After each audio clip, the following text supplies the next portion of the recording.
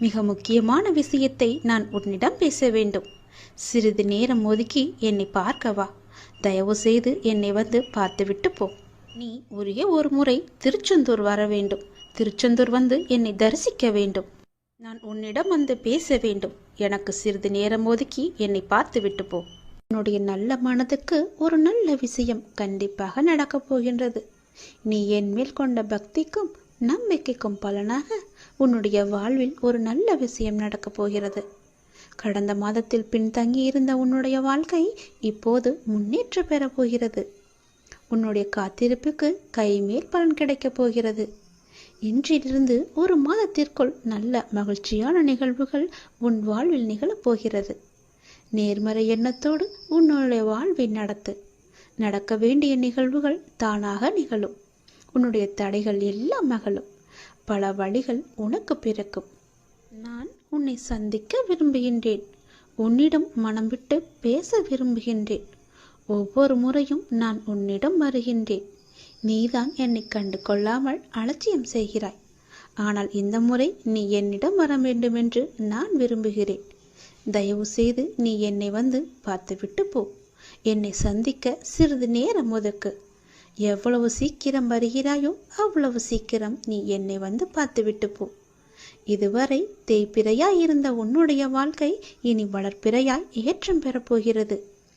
அடிமேல் அடியாய் இருந்த துன்பங்கள் எல்லாம் மாறி எடுத்து வைக்கும் ஒவ்வொரு அடியும் மகிழ்ச்சியான ஒன்றிற்கு நிச்சயம் வழிகாட்டப் போகிறது. இனி எல்லாமே உனக்கு நல்லதாகவே நடக்கும். இந்த அப்பாவின் ஆசையோடு. ஏன் வாழ்கிறோம், இந்த வாழ்க்கையே வேண்டாம் என்று எதிர்மறை எண்ணங்களோடு நீ முடிவெடுக்காதே. இந்த வாழ்க்கை என்ற புத்தகத்தில் பல சுவாரஸ்யமான பக்கங்கள் அதன் பின்னால் இருக்கின்றன. நீ இன்னும் அந்த பக்கத்தை திருப்பி பார்க்கவே இல்லை. கொஞ்சம் பொறு. பல மகிழ்ச்சியான தருணங்கள் அதில் இருக்கின்றன. அதை மட்டும் பார். அந்த மகிழ்ச்சியான தருணங்கள் உனக்காக காத்திருக்கும் போது நீ அதற்காக காத்திருக்க வேண்டாமா? கொஞ்சம் பொறுமை கொள். உனக்கு பின்னால் நடக்க இருப்பது எல்லாமே நன்மையாக இருக்கும். இப்போது நடக்கும் விஷயத்தை வைத்து உன்னை நீயே வெறுத்து கொள்ளாதே. உனக்கு எதை எப்போது எங்கு தர வேண்டுமோ அதை அப்போது நானே உன்னிடம் கொண்டு வந்து சேர்ப்பேன். உனக்கு கிடைக்காமல் போன ஒன்றுக்காக நீ வருத்தப்பட்டு கொண்டிருக்கின்றாய் அல்லவா? கவலையே படாதே. உன்னுடைய அப்பா நான் இருக்கும்போது அது நிச்சயம் உன் கையில் விரைவில் கொண்டு வந்து சேர்ப்பது என்னுடைய கடமை அல்லவா? நான் நிறைவேற்றி தருகிறேன். எல்லாம் வல்ல இறைவன் எனக்கு தெரியாததா உனக்கு தெரிய போகிறது? நீ எதிர்பார்த்த ஒன்று உன் கையில் கிடைக்கும். சந்தோஷமாக இரு. மகிழ்ச்சியான தருணங்கள் அதில் நிறையவே இருக்கும். அனுபவி சந்தோஷமாக. உன்னுடைய நேரத்தை நான் நல்ல நேரமாக மாற்றி காமிக்கின்றேன். ஓ சரவண பவ என்ற மந்திரத்தை நீ ஜபித்து கொண்டே இரு. நான் சொன்னது போலவே ஒரே ஒரு முறையாவது திருச்செந்தூர் வா. அதற்கான ஏற்பாடுகளை எல்லாம் நீ செய்யத் தொடங்கு. நானே அதுக்கு சாதகமான பதிலை நான் உனக்கு எல்லோரிடமும் வாங்கி தருகிறேன். ஒரே ஒரு முறை நீ வந்துவிட்டு போ. உன்னிடம் மிக முக்கியமான விஷயங்களை பேச வேண்டும். எனக்காக சிறிது நேரம் ஒதுக்க மாட்டாயா? கண்டிப்பாக ஒதுப்பி நீ வருவாய் என்று எனக்கு நம்பிக்கை இருக்கிறது. வா, நான் உனக்காக காத்திருக்கிறேன். உன்னுடைய முருகன் உனக்காக காத்திருக்கிறேன். ஓம் சரவணபவ, ஓம் சரவணபவ, ஓம் சரவணபவ என்ற மந்திரம் உனக்குள்ளே எப்போதும் இருக்கட்டும். நல்ல நேரத்தை நான் உங்களுக்காக உருவாக்கி கொண்டிருக்கிறேன். நான் உங்களை நிச்சயமாகவே பாதுகாப்பேன் என்ற நம்பிக்கை உனக்குள்ளே வேண்டும். உங்கள் மீதுதான் என்னுடைய அன்பையும் அக்கறையையும் நான் செலுத்திக் கொண்டிருக்கிறேன். உங்கள் அனைவரையுமே என்னுடைய குழந்தைகளாக நான் பார்த்து கொண்டிருக்கிறேன். என் குழந்தைகளை நான் நேசிக்கிறேன். என் அனுமதி இல்லாமல் எதுவுமே நடக்காது. எதுவும் எவரும் எதையுமே உனக்கு செய்யவும் முடியாது. அதனால் நீ கவலையற்று இருக்காதே. எதற்குமே கவலையும் படாதே. உன் பாரத்தை சுமக்க எனது துவாரகாவில் நான் காத்து கொண்டிருக்கிறேன். அதனால் நீ கலங்கக்கூடாது. வாழ்க்கையில் துணிந்து போராடி கொண்டே இருக்க வேண்டும். நீ எந்த சூழ்நிலைகளையும் யாரையும் வெறுத்து ஒதுக்க நினைக்காதே. கடும் சொற்களால் நீ பேச நினைக்காதே. உனது பாரத்தை முழுவதுமாகவே என் மீது நம்பிக்கை வைத்து நீ செலுத்திப் பாரேன். நான் தயாராக இருக்கும்போது நீ எதற்காக கவலைப்படுகிறாய்? உன்னுடைய பாரத்தை நான் ஏற்க தயாராக இருக்கும்போது நீ ஏன் கவலைப்பட்டு கொண்டிருக்கிறாய்? நீ படும் வேதனையிலுமிருந்து நான் உன்னை நிச்சயமாகவே விடுவிப்பேன் என்ற நம்பிக்கை உனக்குள் எப்போது வருகிறதோ அந்த நொடி முதலே உன்னுடைய கவலைகள் எல்லாமே தீர்ந்துவிடும் என் குழந்தையே. உனக்கு ஏற்பட்ட பல கஷ்டங்கள் இருக்கிறது, கடன் தொல்லைகள் இருக்கிறது. இவைகளிலிருந்து நான் உன்னை விடுவிக்க நினைக்கிறேன். ஆனால் நீ என்னை நம்ப மறுக்கிறாய். இதுவரை நான் உனக்கு நேர்முகமாகவும் மறைமுகமாகவும் நீ பட்ட கஷ்டங்களுக்கெல்லாம் ஒரு விடை கொடுத்து கொண்டிருந்தேன். நீ எப்போது என் மீது அவன் நம்பிக்கையை வைத்தாயோ அப்போது முதலே என்னுடைய செயலெல்லாம் உன் கண்ணுக்கு தெரியாமல் போய்விட்டது. இது காலத்தின் கட்டாயம். உனது கர்ம பலன்களை நீ அனுபவிக்க வேண்டிய நேரம் இது. முழுவதுமாகவே அனுபவித்து விட்டாய். நீ மகிழ்ச்சியாகவே இருக்கப் போகிறாய். இனி உன் வாழ்க்கையில் நிச்சயமாகவே ஏற்றம் வந்து கொண்டே இருக்கிறது. இப்போது அனைத்திலும் உனக்கு வெற்றி என்றும் வெற்றி முழக்கம் மட்டுமே உன் காதுகளில் விழும். நான் உன்னுடன் இருக்கிறேன். எனக்காக ஒரே ஒரு முறை என் நாமத்தை உச்சரி. என்னை நம்பு. நான் சொல்வது போல நீ செய்து கொண்டே வந்தாய் என்றால் உன் வாழ்க்கையில் எந்த ஒரு பிரச்சனையும் இருக்காது. உனக்கு துணையாக உன் அப்பா இருக்கிறேன். தாய் உன்னை மறந்தாலும், பெற்ற தந்தை உன்னை மறந்தாலும், இந்த பெற்றெடுக்காத அப்பா நான் உன்னை மறக்க மாட்டேன். உங்கள் பாரத்தை என்னிடம் தாருங்கள், நான் சுமக்கிறேன். நான் உங்களிடம் கேட்பது எல்லாமே நம்பிக்கை, பொறுமை மட்டுமே. அதனால் என் மீது எந்த குறையும் இல்லாமல் என்னை நீ நம்பு. உன் பொறுமையை சோதிக்கும் அளவுக்கு உறவோ நட்போ உடன் இருக்கும் நபர்களிடமிருந்தோ எதிர்பாராத நேரத்தில் சோதனைகள் நெருக்கடிகள் வந்தாலும் அந்த கடினமான நேரங்களை நீ அமைதியுடன் தான் கடந்தாக வேண்டும். உனக்கு பக்கபலமாக நான் இருக்கிறேன் என்பதை நீ மறந்து விடாதே. அவர்கள் சொல்வது சொல்லிக்கொண்டே இருக்கட்டும். உன் பாரத்தை சுமக்க நான் துவாரகாவில் காத்து கொண்டிருக்கிறேன் என் குழந்தையே. துணிந்து வா, எதிர்த்து போராடு. எந்த சூழ்நிலையிலையும் எதற்காகவும் உன்னை நீயே தாழ்த்தி கொள்ளாதே. மகிழ்ச்சியாகவே இரு. வாழ்க்கையில் நிச்சயமாகவே ஏற்றம் பெறுவாய். இது என்னுடைய சத்திய வாக்கு. நான் உன்னுடன் இருக்கும்போது வீணாக அழாதே. அழுதது எல்லாமே போதும். அழுத காலம் எல்லாமே முடிந்துவிட்டது. இனி நீ சிரிக்கப் போகிறாய். மகிழ்ச்சியாக இருக்கப் போகிறாய். மகிழ்ச்சியில் துள்ளி குதிக்கப் போகிறாய். எவரவர் தூற்றினாரோ அவர் உன்னை பார்த்து பொறாமை கொள்ளும் காலம் வரப்போகிறது. நல்லதை மட்டுமே நினை. நல்லதை மட்டுமே செய். நல்லதை மட்டுமே பேசு. முடிந்தவரை உன்னால் முடிந்தவரை பிறருக்கு நீ உதவி செய். உன் மனதில் எப்போதும் ஒரு இரக்க குணம் இருக்கட்டும். கவலைப்படாதே, அப்பா நான் இருக்கிறேன். உன்னை எப்போதுமே கைவிடவே மாட்டேன். உன்னை தாக்குவதற்கு யார் நினைத்தாலும் அவை அனைத்துமே என்னை வந்து சேரும். எந்த அம்பு உன்னை நோக்கி வருகிறதோ அது என்னை நோக்கி வரும். எவர்கள் உன்னை நோக்கி அந்த அம்பை வீசினார்களோ பிற்காலத்தில் அதுவே அவர்களை வந்து சேரும். அதனால் அவர்கள் பேசுவதையெல்லாம் நீ காதில் வாங்கிக் கொள்ளாதே. துணிந்து எதிர்த்து நில். வருகிற அம்பு கூட என் பெயரை உச்சரிக்கும் போது தானாகவே உடைந்து திரும்பிவிடும். அதனால் பயமற்று இரு. சந்தோஷமாக இரு. உன் அப்பாவின் துணை உனக்கு எப்போதுமே உண்டு. இந்த சுழற்சியான வட்டத்தில் மேலே உள்ளது கீழே வரத்தான் செய்யும். கீழே உள்ளது மேலே ஒரு நாள் வரத்தான் செய்யும். அதனால் பேசுபவர்கள் பேசட்டும். நீ உன் இஷ்டம் போல சந்தோஷமாக இரு. உன் இப்போதைய நிலை கண்டு நீ துவண்டு கொண்டிருக்கிறாய். இந்த நிலை இப்படியே இருக்குமா? என்னை மீட்பார் யாரும் இல்லையா? எனக்கு உதவுவதற்கு யாரும் இல்லையா என்று உன் மனம் ஏங்கி தவித்து கொண்டிருக்கிறது. எல்லாமே எனக்கு தெரியும். நீ நம்பிக்கையை இழக்காதே கண்மணி. கொஞ்சம் காலம் பொறுமையாக இரு. கொஞ்சம் பொறுமை காத்துக்கொள். எப்பொழுதுமே நான் உன்னுடன் தான் இருப்பேன். எதற்குமே கவலை விடாதே. உன்னை விட்டு நான் எங்கும் அகலவே இல்லை. கொஞ்சம் தூரம் கூட நான் உன்னை விட்டு என்னால் செல்ல முடியாது. ஏனென்றால் நீ அப்படிப்பட்ட சூழ்நிலையில் சிக்கி தவித்து கொண்டிருக்கிறாய். உனக்கே என்ன ஆகிவிடுமோ என்ற பயம் உன் மனதிற்குள்ளே ஆணி வேறாக அச்சாணி போட்டு அமர்ந்திருக்கிறது. முதலில் நான் இருக்கிறேன் என்று நீ நம்ப வேண்டும். உன்னுடைய நிலை இந்த நிலை இப்படியே இருக்கும் என்று எண்ணுகிறாய் அல்லவா? கவலைப்படாதே. இந்த நிலை நிச்சயமாகவே மாறும். நீ சந்தோஷமாகவே இருப்பாய்.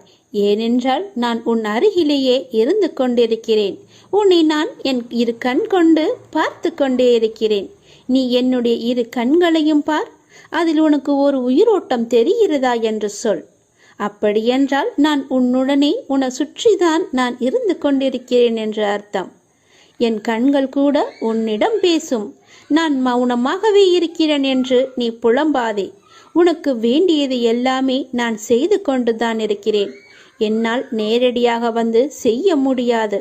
அதனால்தான் யாரோ ஒருவர் மூலம் நான் செய்து கொண்டிருக்கிறேன். நீ எப்பொழுதெல்லாம் இக்கட்டான சூழ்நிலையை சந்திக்கிறாயோ அப்பொழுதெல்லாம் என் பெயரை சொல்லி கூப்பிடு. நான் உன் அருகில் இருப்பதை நீ உணர்வாய். நிச்சயமாகவே உணர்வாய். உன்னை விட்டு நான் எங்குமே போக மாட்டேன். என் இரு கண்களும் உன்னை மட்டும்தான் பார்த்து கொண்டே இருக்கின்றன. அதனால் நீ எதற்குமே பயப்படாதே. துணிந்து செல். எல்லாவற்றையுமே அடித்து நொறுக்கி போராடு. நிச்சயம் என் துணை உனக்கு எப்போதுமே உண்டு. என் அப்பா என்னை பார்த்து கொண்டிருக்கிறார் என்ற நம்பிக்கையோடு, என் அப்பா என்னை சுற்றி இருக்கிறார் என்ற நம்பிக்கையோடு, என் அப்பா எனக்கு உதவுவார் என்ற நம்பிக்கையோடு செயல்படு என் தங்கமே. நான் எப்போதும் உன்னுடன் தான் இருப்பேன். நீ கவலையற்று இரு. உனது கவலையால் எதையுமே சாதிக்க முடியாது. அப்படி முடிந்தால் நீ சாதித்துப்பார். அதில் எனக்கு ஒன்றும் தயமில்லை. உன்னால் முடிந்தால் நீ சாதித்து காட்டு. கவலை என்பது உன் மனதை என்பால் திருப்பாமல் கட்டி வைக்கின்ற வலை என்பதை நீ உணர்ந்து அதற்கு பிறகு நீ செயல்படு. முதலில் இந்த வலைக்குள்ளிருந்து நீ வெளியே வா. அப்போது நான் உனக்கு முழுவதுமாகவே உன் கண்களுக்கு நான் காட்சி தருவேன். எந்த நாளும் நான் வந்து உன்னை நிழலாக காப்பேன் என நீ என்னை நம்ப வேண்டும். நிம்மதியை உன்னிடம் வந்து நான் சேர்த்து விடுவேன் என்று நீ நம்ப வேண்டும். சந்தோஷமாக நான் உன்னை வாழ வைப்பேன் என்று நீ நம்ப வேண்டும். இப்படி என் மீது நம்பிக்கை வைத்தால்தான் எல்லாமே உனக்கு சுகமாக நலமாக வளமுடன் உன்னை வாழ வைக்க முடியும். என்னால் சுழற்சியை உடைப்பதுதான் ஆன்மீகம். செக்கு மாடு சுற்றி சுற்றி வருவது போல மீண்டும் மீண்டும் சுழல்கிறீர்கள். குழந்தையாக இருக்கும்போது விளையாட்டு, இளமையில் வேறு நாட்டம், 40 வயதை தாண்டினால் குழப்பமான மனநிலை, 60 வயதில் என்ன நடக்கிறது எனக்கு, எதற்காக இந்த வாழ்க்கை என்ற கேள்வி. இதை போய் ஒரு சிலர் ஆன்மீகம் என்று நினைத்து கொண்டு விடுகிறார்கள். அப்படியல்ல, இது வெறும் சுழற்சிதான். இப்படிதான் உங்கள் மூதாதையர்களின் அதே பழைய சக்கரம் உங்கள் மூலமாக இப்போது சுழன்று கொண்டிருக்கிறது. ஆன்மீகம் என்றால் உங்கள் தாத்தாவும் அப்பாவும் அம்மாவும் உங்கள் மூலமாக ஜீவிப்பதற்கு அனுமதிக்காமல் உங்களது வாழ்க்கையை ஒரு புத்தம் புது உயிராக, ஒரு புதிய சாத்தியமாக நீங்களாகவே உருவாக்கிக் கொள்வதுதான். இதுதான் ஆன்மீகம். இந்த சுழற்சியை உடைப்பதுதான் ஆன்மீகம். கர்மா என்றால் தலைவிதி என்று அர்த்தமில்லை. அப்படி சொல்லியாக்கிவிட்டார்கள். உங்கள் தலைவிதியும் கூட உங்களுடைய செயல்தான். இதை உணர்ந்தால் இப்போது கர்மா என்பது உங்களை சிக்க வைக்கும் ஒன்று கிடையாது என்பது உங்களுக்கே தெரிய வரும். உங்களை விடுவிக்கும் ஒன்றாக அது மாறிவிடும். நிச்சயமாக இதை நீங்கள் உணர்ந்திட வேண்டும். நல்ல கர்மா எது, கெட்ட கர்மா எது, ஒவ்வொரு செயலுக்கும் ஒரு பின்விளைவு உண்டு என்பதை நீங்கள் தெரிந்து கொள்ள வேண்டும். உங்கள் செயலுக்கான விளைவு எப்படி இருந்தாலும் அதை நீங்கள் சந்தோஷமாக ஏற்றுக்கொள்ள தயாரானால் அது நல்லதா கெட்டதா என்ற கேள்வியே வராது. கர்ம வினைகள் பற்றிய கவலையே இருக்காது. மற்றபடி பாவம் புண்ணியம் என்பதெல்லாம் சொர்க்கம் பற்றி பேசுபவர்கள் பயன்படுத்தும் வார்த்தைகள். இயற்கை என்பது கொடூரமானதும் இல்லை, கருணையானதும் இல்லை. நல்லது கெட்டது என்பதெல்லாம் மனிதரின் பார்வையில் உள்ள கோணம்தான். மனிதன் அதை எப்படி பார்க்கிறான் என்பதை பொறுத்துதான் நல்லதும் இருக்கிறது, தீயதும் இருக்கிறது. நாம் நடந்து கொள்ளும் விதத்திலும் இது இருக்கிறது. அதனால் நாம் செய்யும் செயல்தான் நம்மை சுற்றி வரும் என்பதை நீங்கள் மறந்து விடாது. வாழ்க்கை நெருக்கடி நிறைந்ததாகவும் இருப்பதை பார்த்து நான் சஞ்சலப்படுகிறேன். என் மனம் சஞ்சலப்பட்டு கொண்டிருக்கிறது. யார் இந்த இக்கட்டான நேரத்தில் உதவுவார் என்று எல்லா இடத்திலும் உனது கையை விரித்து நீ கலக்கம் கொண்டிருக்கிறாய். துக்கமும் துயரமும் இப்போது உன்னை அழுத்திக் கொண்டிருக்கிறது. இதிலிருந்து எழுந்து வர நீ முயற்சி செய்கிறாய். ஆனால் உன்னால் வர முடியவில்லை. ஏன் முடியவில்லை என்று யோசித்தாயா? முதலில் அதை எல்லாவற்றையுமே நீ மறந்துவிடு. நான் இப்படி இல்லை என்று மறந்துவிடு. நான் இப்படிதான் என்று நினைத்தால் நீ அப்படியே உட்கார்ந்து விடுவாய். என்னால் முடியும் என்று எழுந்து வா. முதலில் உன் முகத்தில் சிரிப்பை கொண்டு வா. அந்த சிரிப்பு இல்லாததுதான் இதற்கு எல்லாமே காரணம். எதையோ மனதில் போட்டுக்கொண்டு அழுது புலம்பி தவித்து கொண்டிருக்கிறாய். யாரிடம் போய் சொல்வது, யாரிடம் சொன்னால் எனக்கு தீர்வு கிடைக்கும் என்று அழுது கொண்டிருக்கிறாய்.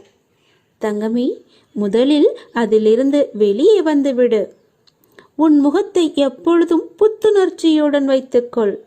உனக்கு ஒன்றுமே இல்லாதது போல, அதாவது எனக்கு எந்த துன்பமும் இல்லை, துயரமும் இல்லை, எந்த ஒரு பிரச்சனையும் இல்லை என்பது போல எப்பொழுதுமே உன் மனதை நீ புத்துணர்ச்சியோடு வைத்துக்கொள். உன் மனம் புத்துணர்ச்சியாக இருந்தால் உன் முகமும் புத்துணர்ச்சியாக கலையாக இருக்கும். அது இல்லாததுதான் இப்போதைய காரணம். உன் முகத்தை நீ நேரடியாக சென்று கண்ணாடியில் பார், எப்படி இருக்கிறது என்று, எவ்வளவு சோர்வாக எவ்வளவு கவலையாக இருக்கிறது என்று. எல்லாவற்றையுமே மறந்துவிடு. எனக்கு தான் என் அப்பன் இருக்கிறானே என்று தைரியமாக எல்லாவற்றையுமே மறந்து முதல் அடியை எடுத்து வை. உன் மனதை மகிழ்ச்சியாக வைத்துக்கொள். என்னை நம்பி என் ஆலயத்திற்கு நீ வா. நீ வளமுடன் வாழ்வாய், எந்த குறையும் இல்லாமல் வாழ்வாய். உனக்கு வாழ்க்கையில் எந்த ஒரு கஷ்டமும் இருக்காது, எந்த துன்பமும் இருக்காது, எந்த துயரமும் இருக்காது.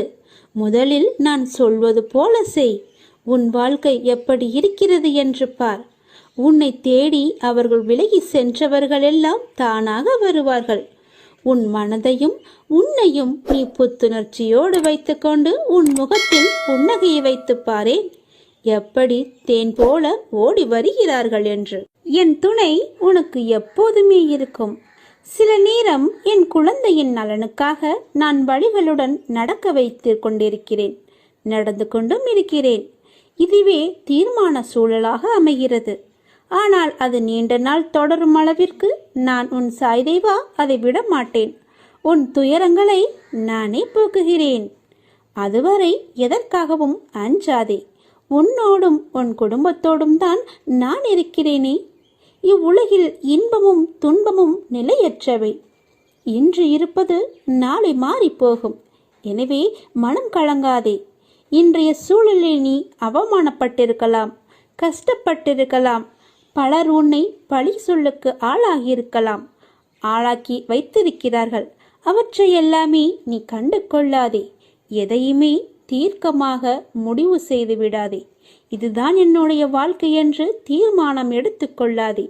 உன்னுடைய கஷ்டங்கள் எல்லாமே முடிந்துவிட்டன. நீண்ட நாள் வரை நீ பொறுத்திருக்க வேண்டாம்.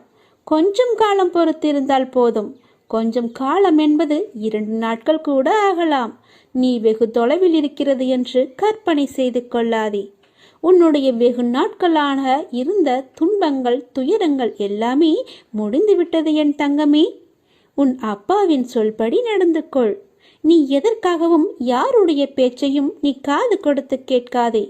அவர்கள் பேசுபவர்கள் பேசிக்கொண்டு தான் இருப்பார்கள், தூற்றுவர்கள் தூற்றிக்கொண்டு தான் இருப்பார்கள். நீ உனக்கு உண்மையாக இரு. உன்னை சுற்றியுள்ளவர்களுக்கு நீ உண்மையாக இரு. அடுத்தவர் பழி சொல்லுக்கு ஆளாகும்படி நீ செய்து விடாதே. உன்மேல் ஒரு பழி விழுந்தால் அதை தொடுப்பது கடினம். நீ தவறு செய்யாவிட்டாலும் அதற்காக வரும் பழி சொல்லை நீ ஏற்றுக்கொள்ளக்கூடாது. உன்மேல் குறை இருப்பதால் தானே அவர்கள் உன்னை பழி சொல்கிறார்கள். அந்த குறை இல்லாமல் நீ பார்த்துக்கொள். அப்படி இருந்தால் யாரும் உன்னை எதுவுமே செய்ய முடியாது. இனியாவது நீ நன்றாக இருக்க பழகிக்கொள். உன்னை சுற்றி உனக்காகத்தான் உன்னை சுற்றியுள்ளவர்கள் இருக்கிறார்கள். உன்னை கட்டினவர், உன்னை பெற்றவர், உனக்காக பிறந்தவர்கள், உன்னுடன் பிறந்தவர்கள் என்று எல்லோருமே உனக்காகத்தான் இருக்கிறார்கள். அவர்களை எல்லாவற்றையுமே நீ மறந்து விட்டாய். அவர்களை மறந்து உன்னுடைய இன்பத்திற்காக, உன்னுடைய நன்மைக்காக நீ அவர்களை சுயநலத்திற்காக பயன்படுத்தி கொண்டாய். அந்த சுயநலம் வேண்டாம் என் தங்கமே. இப்போதே அவர்களை விட்டுவிடு. உன் வாழ்க்கை பறிபோக கூட போகலாம். அதனால் தான் சொல்கிறேன், தேவையில்லாமல் மனதை சஞ்சலப்படுத்தாதே என்று. நான் இருக்கிறேன்.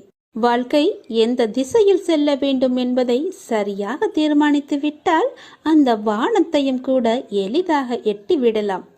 அதை யாராலும் தடுக்கவும் முடியாது. ஆகையால் குறிக்கோள் என்ன என்பதை நீங்கள் உணர வேண்டும். எப்படி அதை அடையலாம் என்று திட்டமிட வேண்டும். திட்டமிட்டு தீர்மானித்து என்னிடம் சொல்லிவிட்டு நீ செயல்படு. நிச்சயமாகவே அந்த வானத்தை கூட எளிதாக எட்டிவிடலாம். இது யாரும் அந்த இறைவன் நினைத்தால் கூட தடுக்க முடியாது. தனிமை கிடைப்பது உன்னை நீ தெரிந்து கொள்வதற்காகத்தான். அந்த தனிமையை கூட நீ தூங்கி கழித்து விடாதே. அதில் பலவிதமான அர்த்தங்கள் இருக்கிறது. தவறுகள் நடப்பது உன்னை நீ திரித்து கொள்வதற்காகத்தான். முயற்சிகள் எடுப்பது கூட உன்னை நீ முன்னேற்றிக் கொள்வதற்காகத்தான். எதிரிகள் கிடைப்பது கூட உன்னை நீ வளர்த்து கொள்வதற்காகத்தான். அதனால் எல்லாவற்றையுமே லேசாக நினைத்து விடாதே. எல்லாவற்றிற்குமே ஒரு காரண காரியங்கள் நிச்சயமாகவே இருக்கும். நான் சொல்வது போல செய். எல்லோரிடமும் நீ அன்பாக பழகு. அவர்களுக்கு நீ ஆறுதல் அளிக்கும் முறையில் பழகு. காலத்தோடு நீ இணைந்து பழகு. காலத்தோடு போகிற போக்கிலேயே நீ சென்றுவிடு. என் சிந்தனையுடன் பழகு. அப்பாவின் சிந்தனை நமக்கு நல்லது தரும் என்ற எண்ணத்துடன் பழகு. எல்லோரிடமும் யாருக்கும் சிரமம் ஏற்படாத வகையில் பழகு. நீ மனிதரிடம் முதலாவதாக நீ மனிதரிடம் மனிதனாக பழக வேண்டும். அதே போன்று உன்னுடைய பேச்சும் அமைதியுடன் இருக்க வேண்டும். நேற்றைய மனிதனின் குணம் இன்று பார்க்க முடியாது. குணங்கள் என்பது மாறிக்கொண்டே இருக்கும். காலங்கள் எப்படி மாறிக்கொண்டே இருக்கிறதோ அதற்கு போல மனிதனின் குணங்களும் மாறிக்கொண்டே இருக்கும். வசதி வாய்ப்புகள் வந்தவுடன் அவர்களுக்கு என்று ஒரு அகங்காரம், ஆணவம் எல்லாம், திமிரு எல்லாம் வந்துவிடும். யாரையும் அவர்களின் உருவத்தை வைத்து மட்டும் எடை போடக்கூடாது. அறிவை உலகம் ஆழ்த்தும். அறிவை அடக்கியிரு. பிறகு அந்த அறிவு உன்னை அறிவிற்கு அப்பால் அழைத்து கொண்டு உன்னை என்னிடம் கொண்டு வந்து சேர்க்கும். உங்களிடம் நான் காட்டுவது மௌனம். நாம் மௌனமாக இருப்பதற்கு கூட காரணம் என்னவென்று ஏற்கனவே நான் சொல்லிவிட்டேன். அதனால் நீங்கள் நினைக்கலாம், அப்பா என்னை கண்ணெடுத்து பார்க்கவில்லை என்று, நான் செவி கொடுத்து கேட்கவில்லை என்று. அந்த நினைவை நீங்கள் அறவே ஒழித்து விடுங்கள். என் அப்பாவின் துணை எனக்கு என்றுமே இருக்கும். நான் சொல்லாவிட்டாலும் என் அப்பாவிற்கு என்னுடைய கஷ்ட நஷ்டங்கள் எல்லாமே தெரியும் என்று நீ நம்ப வேண்டும். அப்போதுதான் உன் அப்பாவின் துணை, உன் அப்பாவின் ஆசி, உன் அப்பாவின் முழு அருளும் உனக்கு கிடைக்கும். உனக்கு துணை நான்.